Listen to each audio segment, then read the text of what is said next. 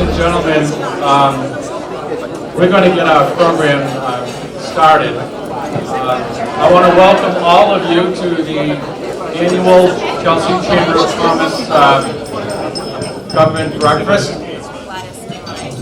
My name is Bob Alcanada. I am a member of the Chamber Board of Directors, and again, I want to welcome all of you to the program. And with no further ado, I'm going to bring up the President of the Chamber, Joe Mahoney.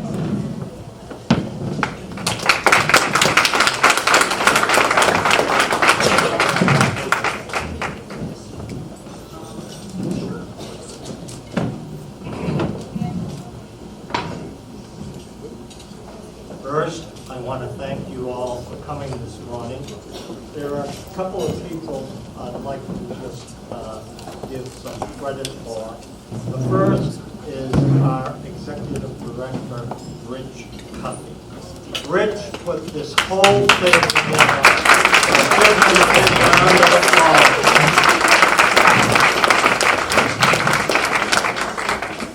The second I want to thank is Alan Alford. Alan, stand up. After a little conversation, I have some new ideas I want to bring into the city, and one of them is to bring more new people into the city to help this city become even greater. We have the opportunity today to hear the Attorney General. Last Friday, we had the governor digging out for a new T station, and to have those two dignitaries in this smallest city in the state is quite an accomplishment. The other thing I want to do is simply mention that the Chelsea Chamber has some vacancies on the board for various reasons, and we are looking for fresh people to come in. I shouldn't use the word fresh. That's energized. You put in your word, and we'll go from there. To more engaged, because this is a great place to live. It was started by Jay Ash, I think, in the Rising, and Tom Ambrosino has done a great job. And one of the things I like to do is bring people, make them more engaged, help them find what they're looking for. And I'll just end with the brief remark that I'm very easy to reach. You know my name is Joe, and you want to get me. You just dial 877-GETS-JOE. Simple enough. The other, you like to go on the little screen, www.getsjoe.com. If you go on there, you'll find one page that has my theory in life. If you have a gift and you don't share it, it's like you never had the gift. So please do volunteer, help the community grow, and be a great place. Thank you for coming.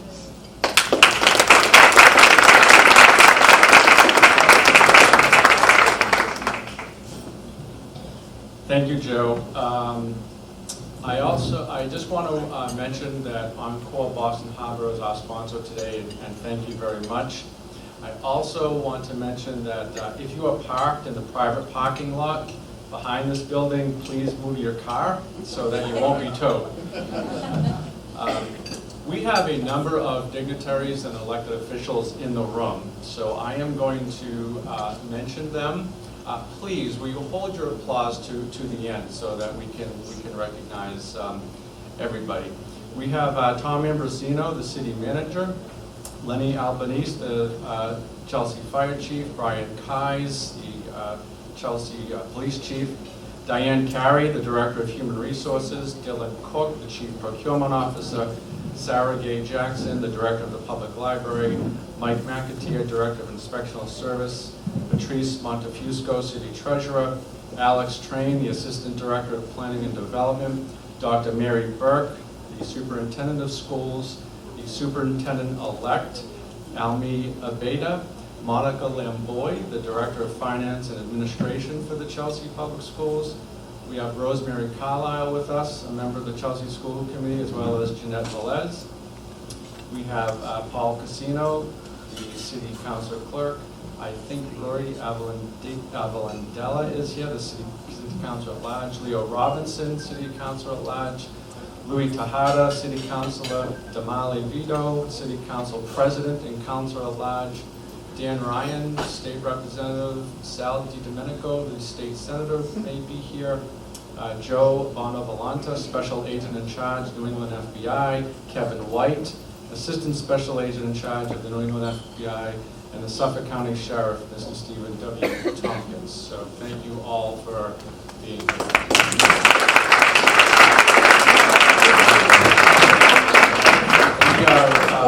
We are also very privileged, and thank you to Kevin at Pre-Flight Parking and Kelly from Beth Israel for their assistance in running shuttles from satellite parking here. I know that parking can be a little bit tight at this time in Chelsea.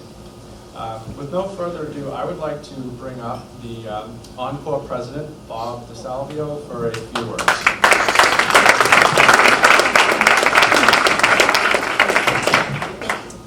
Thank you and good morning, everybody. On behalf of the nearly 5,000 team members over at Encore Boston Harbor, I just wanted to start by saying thank you to not only the Chelsea Chamber, all of the businesses in Chelsea, and the residents of the community for all the help that was provided to us over the last, I've been with the company now 5.5 years as we developed the project.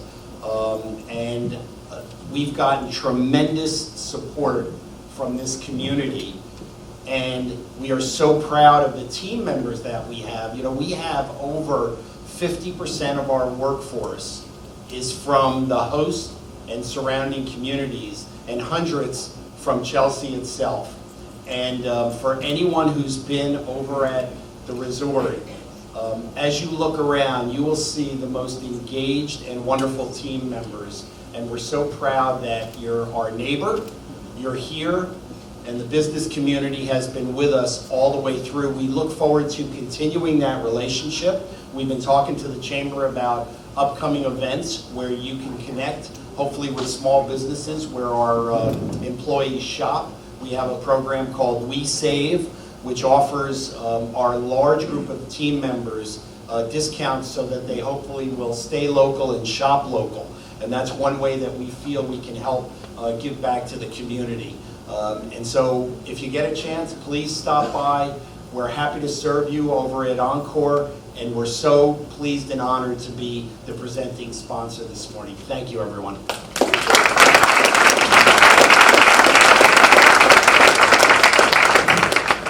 Thank you, Bob, and thank you again for the sponsorship. And it has been a pleasure to work with you and representatives of Encore for the last several years.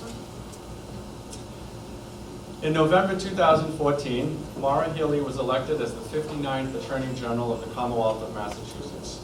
Now in her second term, Ms. Healey has continued to build on her pledge to lead the people's law firm. Over the last 4+ years, she has tackled issues touching lives of residents across Massachusetts, including the heroin and prescription abuse epidemic, escalating healthcare costs, workers' rights, and the student loan crisis, to name a few. She was the architect of the state's successful challenge to the Federal Defense of Marriage Act and has advocated for marriage equality and in support of legislation to fight discrimination against transgender people. Ms. Healey is the oldest of 5 brothers and sisters and grew up just over the border in New Hampshire. She considers her family to be the foundation upon which she learned values of hard work, discipline, and the importance of taking care of others. Ms. Healey graduated from Harvard College and was the captain of the women's basketball team. She spent time playing professional basketball in Europe before returning to Massachusetts to pursue a law degree at Northeastern University School of Law. Prior to her election, she clerked for Judge David Mazzone in the United States District Court of Massachusetts and was a partner at the international law firm Wilmer Hale. She was also a former special assistant district attorney in Middlesex County. We will all please join me in welcoming the Attorney General of the Commonwealth of Massachusetts. All right there.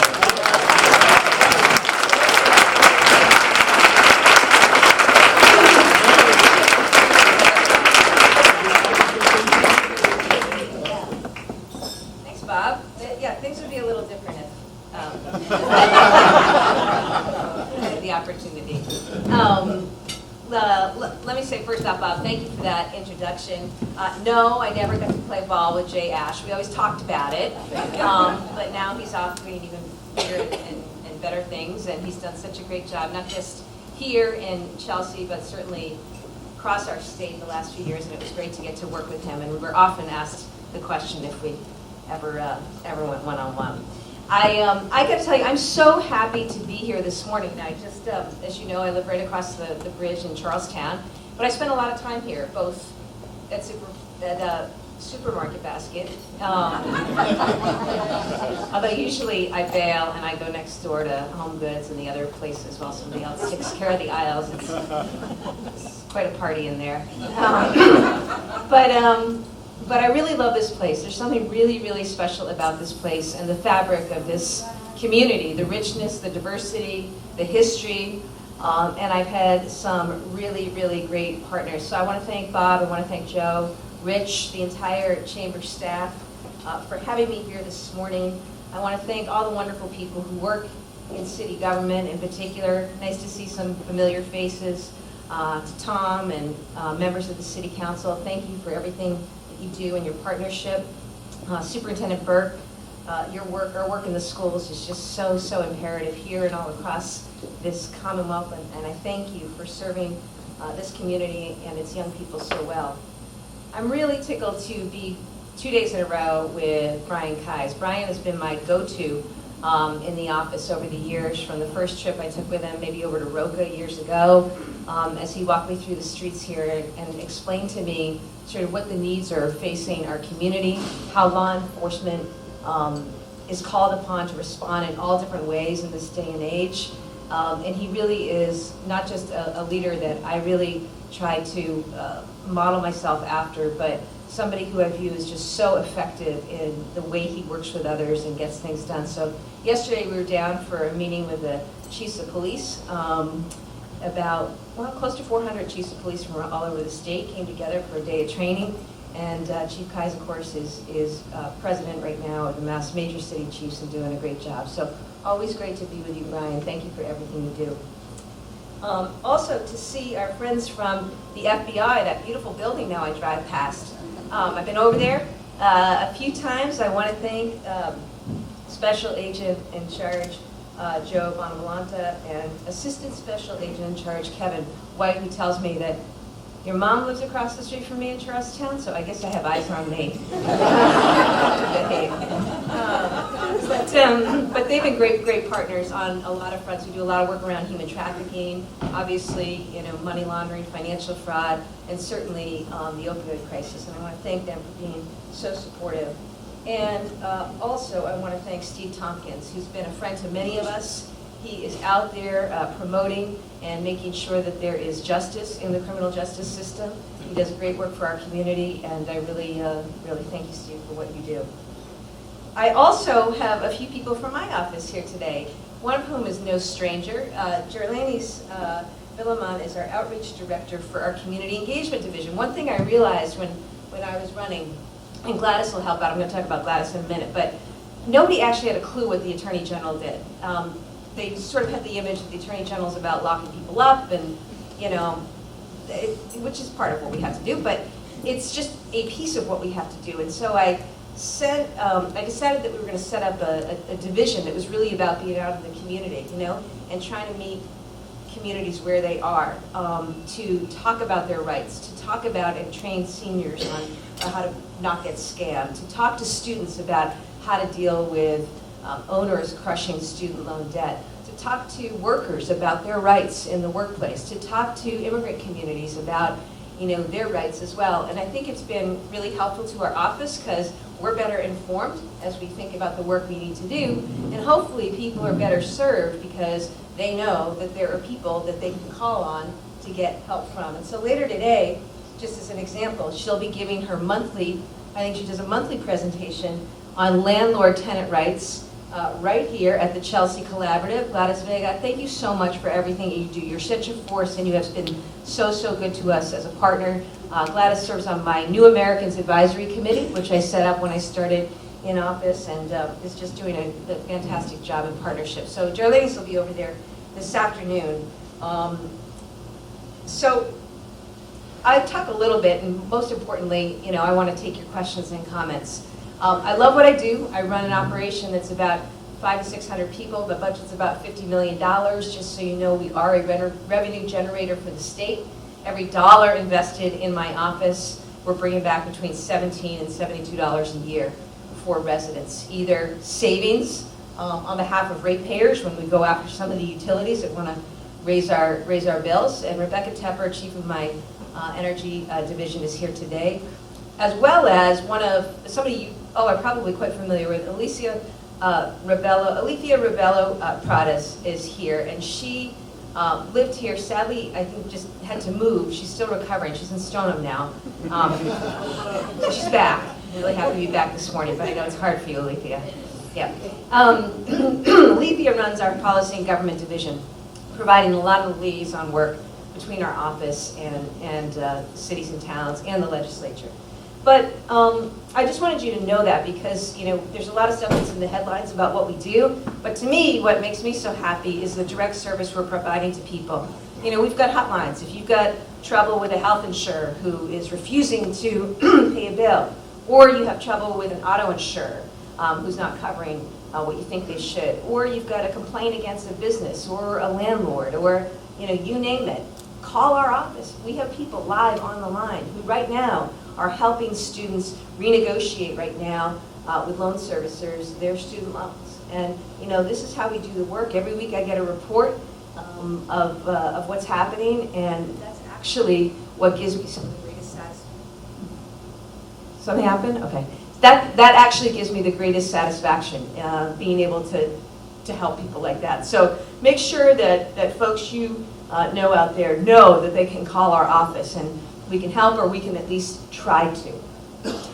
I'm going to just take a couple minutes to talk about I'll call it the opioid epidemic, but more broadly speaking, it relates to mental health, it relates to substance use disorder, and certainly it's affected every community here in the Commonwealth. A couple things. Years ago, I worked with Chief Keyes in helping to set up a Narcan fund. We wanted to make sure that Narcan was available to all first responders. I think we've done a good job with that. I went after the supplier, we got them to lower the rate, and that was the first thing we had to do.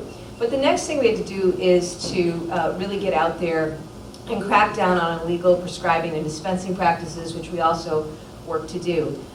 But unfortunately, through this whole epidemic, starting with pills, and we saw the move to heroin and fentanyl, we needed help. So I was grateful. I reached out to our U.S. Department of Justice, and I secured $4 million over the last couple of years from the federal government that we are using right now here in Chelsea and elsewhere across the state to help support police overtime in particular for our drug investigations. And we've been able to have a number of successful takedowns over the last year or more, and a lot of that work has been enabled through that grant and through the partnership. And for all of what you read about, know that I think from a law enforcement perspective, when it comes to this particular issue, our local, state, and federal partners, DEA, we're all working really well together, and that is important.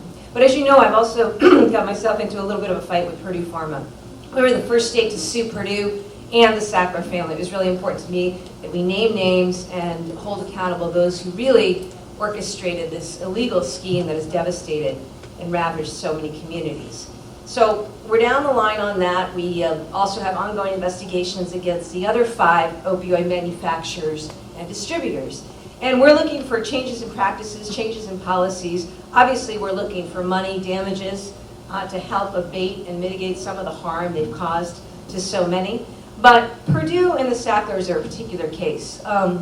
Purdue, as you saw, filed for bankruptcy. That was not unexpected. The Sacklers basically drained billions and billions of dollars from them over the last decade, and having basically absconded with billions and billions from the profits from the sales of opioids, the Sacklers have basically left that company in the position that it is, which doesn't have much dough. So they filed for bankruptcy. My position, to be clear, I think it's good Purdue is out of business. That's a very good thing, given what this company did. But I think it's really important that any resolution involve the Sackler family paying up. That's not what this settlement that's proposed in bankruptcy currently requires. It's not that I don't want the money. I absolutely want the money for Massachusetts and states across this country. But I want that money to come not from future sales of this deadly and addictive drug, which is what the proposal is to do. They want to have their foreign companies continue to sell Oxy, and then they're going to use the money from those sales to pay the money here to the States. Well, I'm not interested in being a drug dealer or being in that business. That's not why I got into this. I do think the people who should be paying are the Sacklers. So that's where I am on this issue. By the way, the purported figure of $10 to $12 billion is totally off too. The company and the settlement is worth nowhere near that. In fact, it may be worth as little as $4 billion. So I just wanted to clarify my comments this week and make sure you knew where I was coming from. Fundamentally, it's about justice. I think our families deserve to have the story told. The documents should be available online, and everything should be out there, so there's no more hiding the ball or covering up, which is exactly what happened back in 2007 with Purdue. So that's where we are on that. I've also talked in the past about the emphasis that I place on education and prevention, right? This is where we're at. We deal with so many problems. You know, I think all of us share a view that is so important that we invest in the front end. And I think our super important investment is investing in our schools and our young people. I set up a program a few years ago that was funded through the GE Foundation, where we came up with this great program called Project Here. It's now in hundreds of middle schools across the state. It's available for free to every middle school in the state. And we're teaching kids about how to make healthy decisions, you know, how to fight anxiety, how to build self-esteem, how to build confidence. We've added a component on vaping. We did that a while ago, because a year ago I went after Juul. We saw this coming as the epidemic that it is. And that's been really, really important. I also, later today, you'll see some social media out of my office promoting a program that we work with Sandy Hook Promise on, and it's really about violence in schools, identifying the signs of violence among kids, and they have a wonderful program that we were happy to help them bring here to Massachusetts that really, you know, will help, I think, both students and educators recognize the signs and then know what to do. So that's a little bit of where we are on these issues. I think we've got to really continue to focus on supporting funding for behavioral health services, for substance use disorder. I can't tell you how many schools still are lacking around the state in ready access to behavioral health specialists. Our kids need that, and I really think that that's something that collectively as a Commonwealth we've got to do a better job of supporting and promoting. I want to take a minute to talk about something that has become, it was always important to me, but I think really crystallized the last couple of years, and that is the issue of immigration. And I think there's no better representative of, you know, how important and powerful. Speaking of, is that my representative? Dan Ryan. Hi there. I could have given you a ride. Dan does a great job for all of us. So, like, this has just been such a heartbreaking issue the last couple of years. I think the hardest week I had in the office was when I met a mother who had been separated from her daughter at the border, and she was in our office because she was filling out an affidavit to file in her court case challenging family separation at the border. And I then later met with kids who've been separated. Many of them, you know, came from here. That's actually how we had the jurisdiction. They've been sent here after release. And, you know, to look into this mother's eyes and just sort of watch her sob and cry about what had happened. You know, it's just so real. I don't need to recount the stories. You guys live the stories, you know the stories. But my comment to her that day was, we're your government too. And I'm really proud that we together in Massachusetts have stood strong for immigrant communities. We need to continue to do that.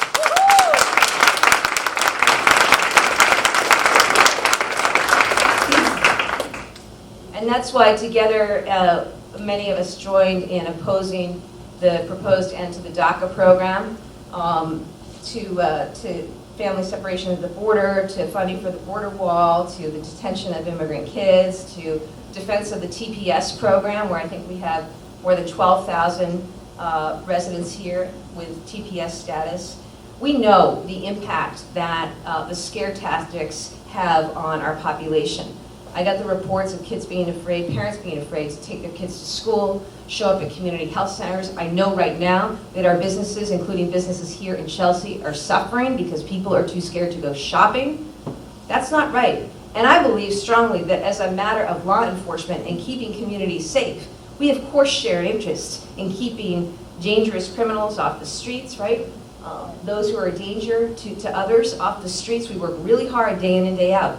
But that is not, that does not mean that we need to take down or tear down or take apart whole immigrant communities that have proudly built not just Chelsea, but Boston and our entire state. I give people this statistic, and I think it blows their mind, that right now in Massachusetts, right now, 1 in 5 workers was born outside of this country. Not outside of Massachusetts, outside of this country, 1 in 5. And 1 in 3 in Boston was born outside of this country. If you don't think we have an economic imperative to do everything we can to support successful immigration and constructive immigration policies, I think you're missing the boat. And unfortunately, we're in a place where, as has long been the case, immigration has been used as this way to divide us and exacerbate tensions for political gains, this political football. And it's a shame, because actually our economy and the fabric, I think, of our communities deserve so much better. So we're going to continue, guaranteed, to be there doing what we need to do. I want to give a shout out, for example, to Liam McClellan, I think he's CEO of Kettle Cuisine, an employer in Lynn. I know he's got 25 employees, just by way of example, who have TPS status. And many of them have been here for over 20 years, are now managers and supervisors and raising families and paying taxes and doing everything right. And you know, according to him, losing these employees would be devastating to business. So I think the voice of community, the voice of business, the voice of you as members of this chamber continues to remain really, really important, because you see beyond the rhetoric, you see the impact in community. You see the real impact of all of this stuff. And I think the ability for you all to articulate about that and speak to that is really, really important as we shape policy here, but also across this country. Another issue of mine, that anybody have kids in school or anybody have student loan debt, I meet people. Bob Hildreth is here. We've worked with him a lot in my student loan task force. Student loan debt, it's the largest segment of debt in our country, the largest, fastest growing segment of debt in our country. Huge issue, obviously, because people can't afford to buy a home, buy a car, go shopping and the like, but the amount of debt around people's necks is just awful. So I set up a student loan assistance unit when I started. Please call my office. We've gone after a lot of unsavory characters in the loan servicing space, including some like Everest Institute, which had a location here in Chelsea. I heard from students how they'd been cheated by this for-profit school. They didn't know where to turn.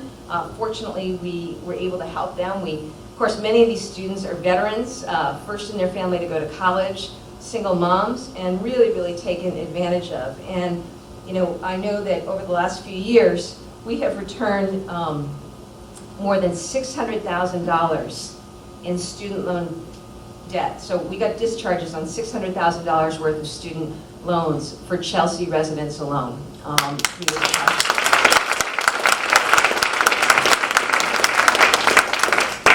And it's also why, you know, I think that investing in our public schools. I mean, I'm in Charlestown, Bunker Hill, but you've got a location right here in Chelsea. That becomes so important as well. I also wanted to mention that we recovered more than $200,000 for dozens of families in Chelsea who were duped by subprime auto loans. In the same way that the big banks and the mortgage companies tried to rip people off years ago, you know, in the subprime mess, we see a replication of the same practices when it comes to the auto industry. So people are getting, you know, used cars at super, super high interest rates and locked into deals that they can't afford, often sold cars that are not, you know, actually functioning and working and broken down. And that's kind of the bread and butter work. And as I say, that dozens of folks we recently helped here in Chelsea with that very issue. So know that we'll continue to do that. Also, we'll continue to go after those who are engaged in preying upon people who are looking for immigration attorneys because people continue to get ripped off in that space. And finally, just a note about clean energy. I think that I was at the debate in Houston last week, and it's clear clean energy is, you know, right in the climate crisis or at the top of the national agenda right now and top of discussion. Actually, on both sides of the aisle, as I talk to my colleagues, I'll be hosting a bunch of AGs next week for a clean energy conference here in Massachusetts, and we know where we need to go on all this stuff. Clean energy is a job creator. Massachusetts has over 100,000 clean energy jobs in the state. It's a $13 billion industry, and it's growing. There are more clean energy jobs in Massachusetts than total coal jobs in the entire country. And I'm a big advocate for making sure that Massachusetts really is in the lead and taking advantage of those opportunities. And so we're going to continue to work with all of you on this issue because I think it's critically important, particularly as we think about, and I don't have to tell you, I live in Charlestown, you're here in Chelsea. Our focus on sustainability and resilience is absolutely imperative. So, look, there's a lot to talk about. I want to thank you for your commitment and involvement here in the chamber. I want to thank you for your partnership with my office, but with one another. I think that, you know, truly, if as a country we're going to deal with some of the really seemingly intractable problems that are facing us, the only way to do that is through partnership. Business community, government, NGOs, all working together. And I think about the dynamics here in Chelsea. That's happening day in and day out. No better example of the way to get things done. So thank you, and thank you for letting me come by.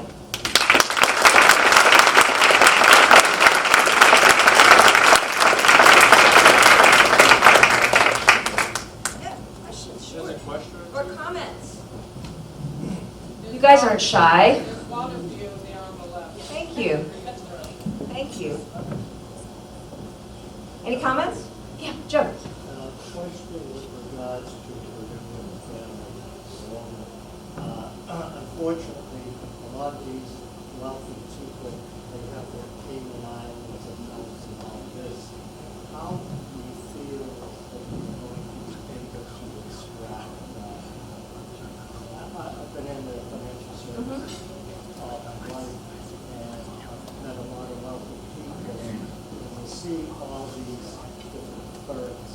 Do you think there would be anything available? Well, I hope so, and my federal partners know that this presents a challenge. I mean, the fact of the matter is the Sackler family sucked $4 billion out of this company over the last several years. A lot of that money has been sent overseas. We know from reports and from some of the work we've done, I mean, they set up trusts in the Cayman Islands and in other places. And, you know, that's all about shielding assets and trying to keep people like us from accessing them. I can promise you we're going to do everything we can to get to those assets. We believe there are assets here in this country as well.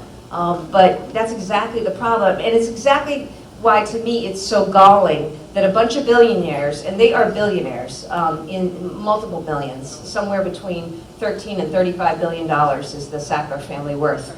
That's why it's so galling to me that they would seek to use a bankruptcy process to further shield their assets and liability. And, you know, I've talked to my AG colleagues. The big states, a lot of us, you know, we're all on the same page about this. Unfortunately, there are some who aren't, and they want to take the money, and I understand that. But, you know, to me, it's not worth sacrificing principle, and it sure as hell isn't justice for families that deserve a lot more. So we'll keep going. Yes? Yes? Can you talk a little bit about the subcontracting bill or wage theft? Wage theft, yeah, I talk a lot about wage theft. This is a huge issue, you know, $50 billion a year, I think, is stolen out of the pockets of workers. And I think that there are two things with wage theft. One, it's wrong for those workers who work hard and deserve the pay, but it's also really unfair to all the other businesses that are playing by the rules, that are paying their workers, that are abiding by our wage and hour laws, that are paying workers' comp, right? Unemployment, you know, and unfortunately, you got people who cut corners. We see it a lot of times. My Fair Labor Division, you know, we did 300 job sites last year. Certainly the construction industry is probably where it's most prevalent, but it's across the board. We're going to continue to be aggressive. I think we know that in this time, immigrant workers are particularly vulnerable. In fact, we had a case recently where the employer was threatening to call ICE if the workers reported the fact that they weren't getting paid. So all I can do is encourage you all, when you hear of instances, encourage people to come to our office. Part of the bridge we try to build, and it's hard because some people come from countries where the government isn't so friendly as all of us. And so getting people to trust government, that they're going to do something and not further harm them, is a place where I think our partnerships have been really important, because you can be a validator for us, and you have, and we appreciate that. But that is a real issue. It's why I support the current legislation in this state to give us better tools to address wage theft. Because again, more money in people's pockets is more money for spending, and you know, essential to the economy as well. Yes? I just, you know, as you said, that there are governments that are not so friendly. I just really want to lift your work. For you to say, when we have such a huge demographic of people that just don't feel like they're part of the government, and you're saying we're your government too, I think that just goes such a long way. And I just want to lift your work. I can't think of a time where you haven't been right on the issues, and I just appreciate you seeing our vulnerable communities, and thank you for your work. No, I appreciate that, and I think we've got a great story to tell here in Massachusetts about the work of immigrants, and how immigrants, you know, really built and furthered this nation, its ideals, its promises. Those are some of the most inspiring stories and encounters that I have in office, and we gotta recognize and celebrate that, and really stand firm in what will be an ugly year ahead, no doubt. But I think it's really important that we stay steady here in Massachusetts and continue to work together. Yes? Hi, Laura. When you mentioned that you're going against the predatory immigration laws, that's amazing, because I'm a child of immigrants. So I'm firstborn American, so my parents endured multiple predatory immigration lawyers. So that act that you're going against them, I take it so personally, and I want to thank you on my behalf and also on my parents' behalf. No, absolutely. Absolutely. And where's Helen? We were just talking about abandoned housing. This is a program that I know not everybody lives here. So make sure you go home and think about whether you and your community are taking advantage of another program, our abandoned housing program, where we've gone into communities, put properties into receivership, fixed them up, and then got them back to market so that they're available often for first-time home buyers, but more importantly, Tom will attest, back on the tax rolls too, which is really important. So it made me think about that when I thought about predatory practices, because a lot of these buildings, you know, were bank owned and they just walked away from them. Is that above? Okay. All right. Thank you.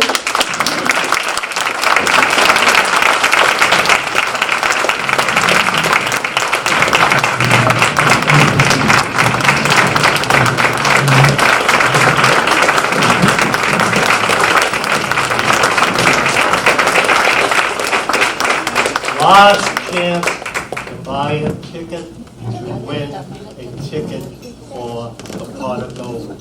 So if we would have anybody that's interested, please come up, please. And the other thing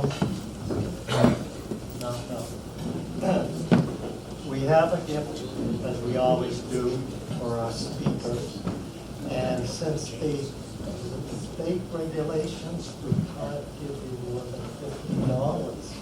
So what we have is a gift certificate from Chelsea Station, one of our members, a gift certificate. So some evening, you want to come over the bridge, here's the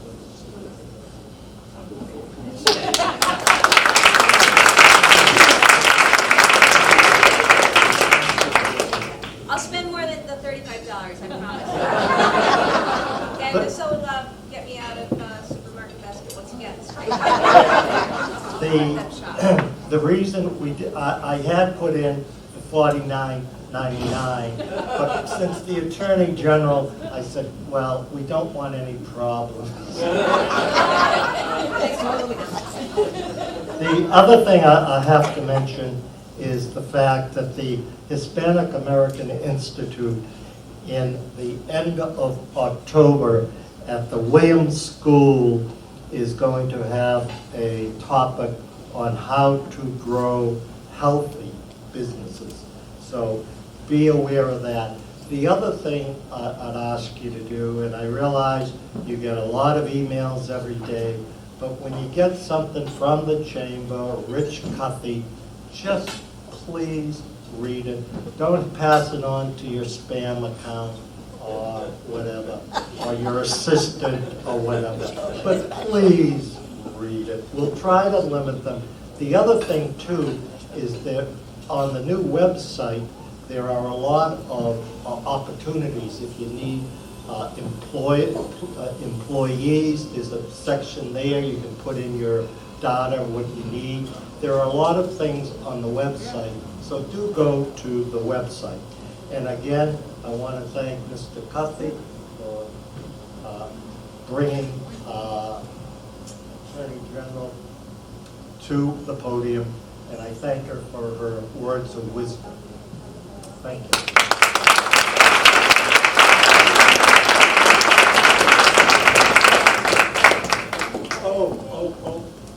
Attorney General. While the Attorney General is going to pick the raffle, I just wanted to mention that next month is our Pot of Gold, October 23rd at Anthony's. It is the Chamber's, essentially the fundraiser of the year. Sue Gallant and her committee are working very hard as always.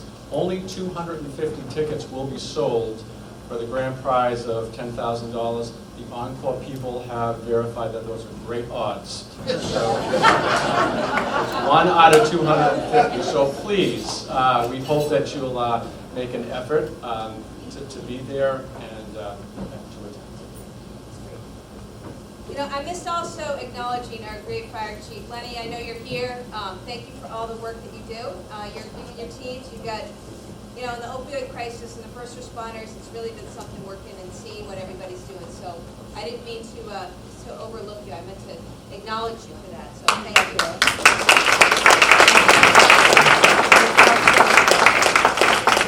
All right. Can I pick?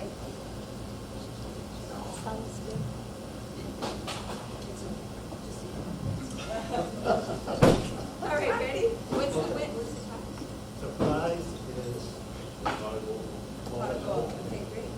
All right. There you go. Don't blame me. 169,929. 169,929.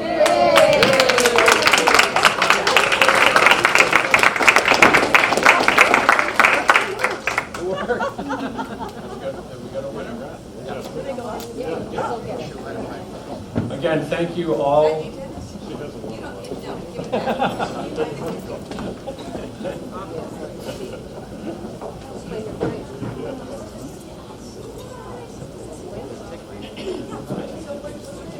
We're surprised. I think you have to see him. You have to see him. We're going to, I didn't see him. we're actually going to raffle off a second ticket. So, see, your odds are getting better. Oh, good. And we get to acknowledge our great senator,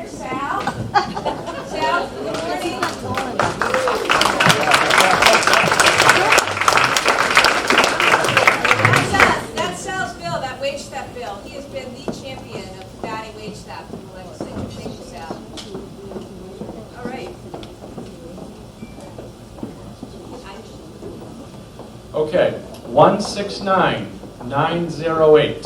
169-908.